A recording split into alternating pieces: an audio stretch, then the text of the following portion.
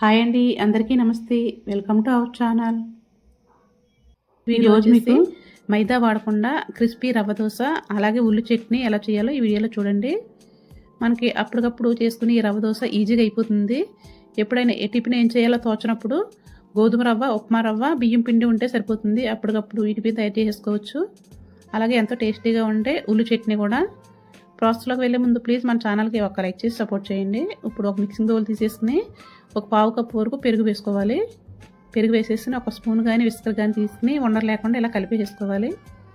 ఇప్పుడు ఒక కప్పు వరకు బొంబాయి రవ్వ తీసేసుకుని కొంచెం వెలుతుగా తీసుకోవాలి. ఒక 2-3 స్పూన్లు వెలుతుగా తీసేసుకుని ఈ బొంబాయి రవ్వ పెరుగులో వేసేసుకోవాలి. పెరుగులో వేసిన తర్వాత బియ్యం పిండి ఒక అరకప్పు వరకు బియ్యం పిండి తీసేసుకుని బియ్యం పిండి కూడా వేసుకుని బాగా కలిపేసుకోవాలి. పెరుగులో ముందు కలిపిన తర్వాత ఒక కప్పు వాటర్ తీసుకుని కొద్దిగా పోసుకుంటూ ముందు ఒక కప్పు వాటర్ పోసుకుని కలుపుకోవాలి ఉండలు లేకుండా. ముందు ఉండలు లేకుండా కలిపేసుకుంటే తర్వాత ఎక్కువ వాటర్ వేసుకున్నా పర్వాలేదు, ఉండలు కనిపించవు మనకి. ఇంకా చూడండి, ఉండలు లేకుండా కలిపేసుకున్నాం కదా. ఇప్పుడు దీనిలో కొంచెం కరివేపాకు వేసుకోవాలి, చిన్న చిన్న ముక్కలు కింద కట్ చేసుకుని. అలాగే ఒక 1/2 టీ స్పూన్ వరకు పంచదార. ఇప్పుడు మరొక కప్పు వేసుకుందాం. ఇప్పటికి 2 కప్పులు వాటర్ పోసుకున్నాం. మనం ఒకసారి చెక్ చేసుకుంటూ ఉండాలి. చూడండి, ఇంకా చిక్కగా ఉంది కదా. ఇప్పుడు ఇంకో కప్పు వాటర్ పోసుకుందాం. ఇవి నాని కొలుదు కొంచెం చిక్కబడిపోతుంది. మనం దోశలు వేసేటప్పుడు కూడా ఒక 3-4 దోశలు వేసిన తర్వాత కూడా కొంచెం వాటర్ వేసుకోవాలి, అడుగు చిక్కబడిపోతుంది. ఇది ఒక పావు గంట ఇప్పుడు పక్కన పెట్టేసుకుందాం. ఇప్పుడు చట్నీ ప్రిపేర్ చేయడానికి ఒక 5 నిమిషాల ముందే ఎండుమిరపకాయలు ఒక 4-5 ఎండుమిరపకాయలు వాటర్లో కడిగేసేసి నానబెట్టుకుని ఉంచుకోవాలి.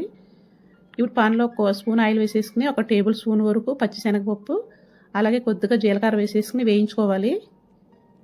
అది వేగిన తర్వాత ఒక పెద్ద ఉల్లిపాయ తీసేసుకుని ముక్కల కింద కట్ చేసుకోవాలి. ఆ ఉల్లిపాయను కూడా దీనిలో వేసేసుకోవాలి.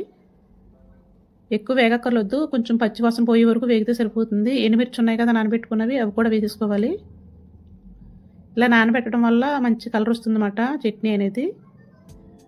చూడండి, ఈ విధంగా వేగిపోయిన తర్వాత ఇప్పుడు దీన్ని పక్కకు తీసేసుకుని కొంచెం చల్లారిన తర్వాత ఇలా కలుపుతూ ఉంటే మనకి త్వరగా చల్లారిపోతుంది. ఇప్పుడు ఒక మిక్సీ జార్లో వేసేసుకుని తగినంత సాల్ట్ అలాగే కొంచెం చింతపండు నానబెట్టుకుని ఉంచుకోవాలి. అది వాటర్తో సహా వేసేసుకుని గ్రైండ్ చేసేసుకోవాలి. ఇప్పుడు దీనికి తాలింపు కోసం స్టవ్ పైన పాన్ పెట్టేసుకుని ఒక 1/2 టీ స్పూన్ వరకు ఆయిల్ వేసుకుని ఒక 1/2 టీ స్పూన్ వరకు మినపగుళ్ళు వేసేసుకుని బాగా వేయించుకోవాలి. పచ్చివాసన పోయే వరకును బాగా వేగిపోవాలన్నమాట. బాగా వేగిన తర్వాత కొంచెం జీలకర్ర, కొంచెం ఆవాలు కొద్దిగా ఒక పావు టీ స్పూన్ వరకు వేసుకుంటే సరిపోతుంది. ఒక 2 ఎండుమిర్చి వేసేసుకుని ఈ చట్నీ వేసేసుకుని కొంచెం 2-3 నిమిషాలు వేయించుకోవాలి. ఇంకా పచ్చివాసన లేకుండా టేస్టీగా ఉంటుందన్నమాట. 15 నిమిషాలకు మనకి పిండి కూడా బాగా నానిపోయి ఉంటుంది. దీనిలో ఇప్పుడు తగినంత సాల్ట్ వేసేసుకోవాలి. తగినంత సాల్ట్ వేసుకున్న తర్వాత ఇప్పుడు దీనిలో కొన్ని ఉల్లిపాయ ముక్కలు సన్నగా కట్ చేసుకున్నవి, అలాగే ఒక 2 పచ్చిమిరపకాయలు, కొన్ని అల్లం ముక్కలు బాగా సన్నగా కట్ చేసుకోవాలి. అలాగే ఒక టీ స్పూన్ వరకు జీలకర్ర, కొంచెం కొత్తిమీర ఆకులు. ఇప్పుడు మనం ఎలుతుగా వేసుకున్నాం కదా ఉప్మాను, ఒక 2-3 స్పూన్లు, ఆ 2-3 స్పూన్ల వరకు ఇప్పుడు వేసుకోవాలి. అప్పుడే మనకి రవ్వ దోశ అనేది క్రిస్పీగా వస్తుంది అన్నమాట. హోటల్ వాళ్ళు వేసినట్టు వస్తుంది. మనం లాస్ట్లో వేసిన నూక నానకుండా ఉంటుంది కాబట్టి మనకి రవ్వ దోశ అనేది క్రిస్పీగా ఉంటుంది. ఇప్పుడు ఒక పావు టీ స్పూన్ వరకు ఆయిల్ వేసేసుకుని దోశ ప్యాన్ పెట్టుకున్న తర్వాత ఒక ఉల్లిపాయ తీసేసుకుని ముందు నూనె తుడిచేసుకోవాలి. అప్పుడు మనకి దోశ అంటుకోకుండా వస్తుంది. స్టార్టింగే ముందు గుంటగట్టుతో కాకుండా ఒక గ్లాస్ కానీ గిన్నె కానీ తీసుకుని ఈ చివరి నుంచి తీసుకురావాలి. ముందు మధ్యలో వేయకూడదు. మంటని మీడియంలో పెట్టుకుని కొంచెం లైట్గా వేగే వరకు కాల్చుకోవాలి. రెండో వైపు తిరగక్కర్లొద్దు. అంతేనండి, ఉల్లి chutney rava dosa ready. More videos కోసం please subscribe. Thank you for watching.